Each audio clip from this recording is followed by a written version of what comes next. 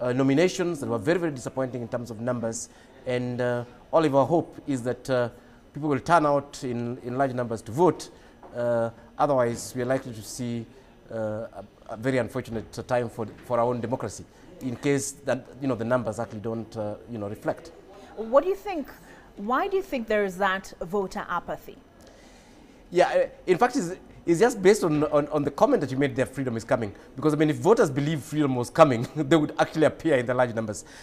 This particular election is unique in a way that we really don't have a rallying call for Kenyans.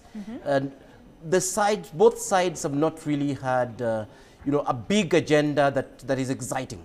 We saw with Kibaki in 2003, I'm actually one of the people who came from diaspora, identifying myself with the voter's card at the airport. The country was ecstatic. Eventually, Moi was leaving, multi-party democracy was actually coming in and so on. We saw again in 2013, the Uruto, the country was quite polarized, there were issues around the Hague and so on. And again, there was very strong rallying call from both sides. And then, of course, we saw the Jubilee 2.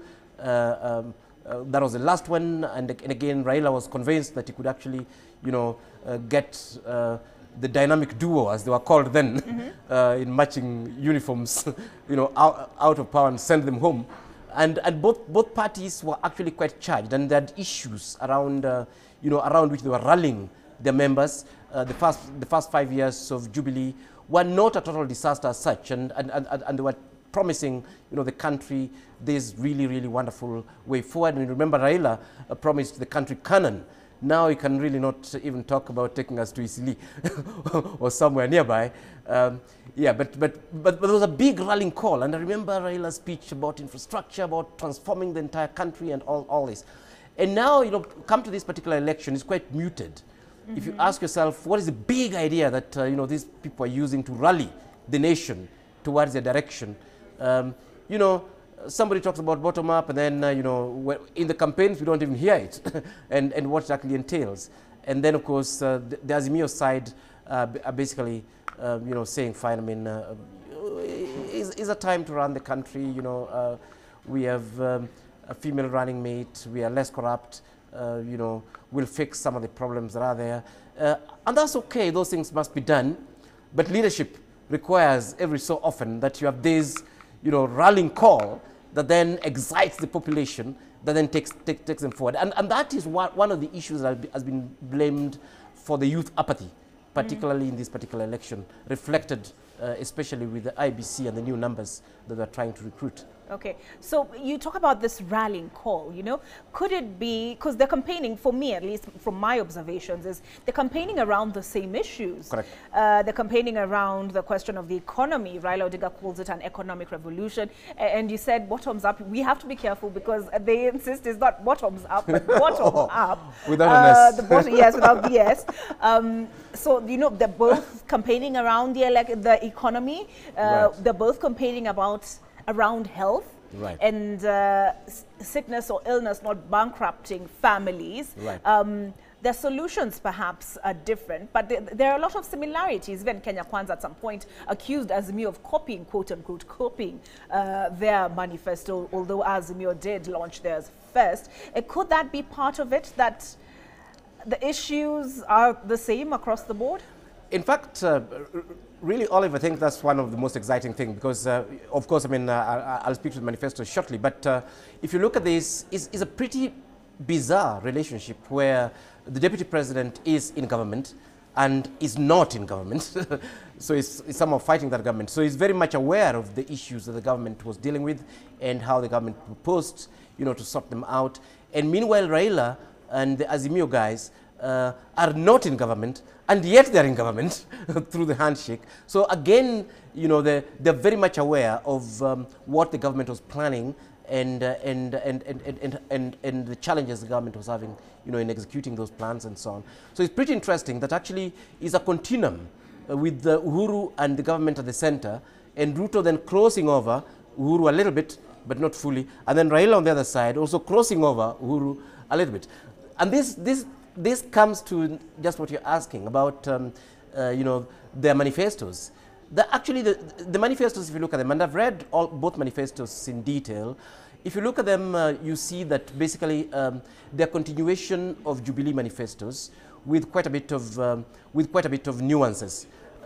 Sometimes, of course, not getting into depth and so on. So I think it's just the packaging that you see that the manifestos deal quite well. They highlight and they deal. We have to give credit quite well with the basic things that affect Kenyans. Food security, issues around agriculture, issues around SMEs and small-scale manufacturing, issues around I don't mean to disrupt you, food but security and I'm so not on. sure whether that is Right. Raila Odinga seeing, yes it is, isn't it, arriving at the Kasarani Stadium, received by his supporters who've been waiting pretty much the larger part of the morning for his arrival. And Professor, am I understanding you correctly, before you get back to Right. the question of manifestos and it just being the Jubilee manifesto tweaked, Right. and you said some with more detail than others, but are you expecting to hear anything new from the campaign platform this afternoon, given this is the last chance they have to do so? Exactly. In fact, and that's what I was saying, that in fact we've been waiting for quite some time, for this new idea, new big idea, and we waited for it at the launch of the manifestos. We waited for that at the presidential debates. We've waited for that, as you're building up to this concluding, I would call it the concluding presentation to Kenyans, and it's not been coming. So I think. It'll be interesting whether anything new comes, and they'd better produce something interesting, because even this late in the day, we still have a few undecided voters. So you think so? Yes, I still think so. For the first time, actually, I believe there are quite a number of that particular youth group that we're talking about. Some of those people are going to make up their decisions on Tuesday, that late. Yeah, but very, very few, of course. I think. Should they turn out to vote? Should they turn out to vote? There's quite a bit of confusion in central Kenya, and quite a number of people are wondering which side, to actually support and so on. Yeah, so I think a strong concluding argument would be the way to, first consolidate your base, and then at the same time, if you make some really serious rallying call, get that one additional vote, that you may have actually, lost. Yeah, but on the other hand, like I was saying, I don't really see, because, and if you look at it, Olive, this has been about branding more than anything else. Where, yeah, we're talking about bottom up. If you look at it, it's more about branding, because they're talking about the same thing as Azimio. And then if you look at Azimio has their Azimio things. Azimio ya wanawake, Azimio ya vijana, Azimio ya ugatuzi, and so on and so forth. Okay, so we'll get into that, but first let's just listen in. It's good to get a sense of the mood at Kasarani, so let's hear a little bit of what's transpiring there.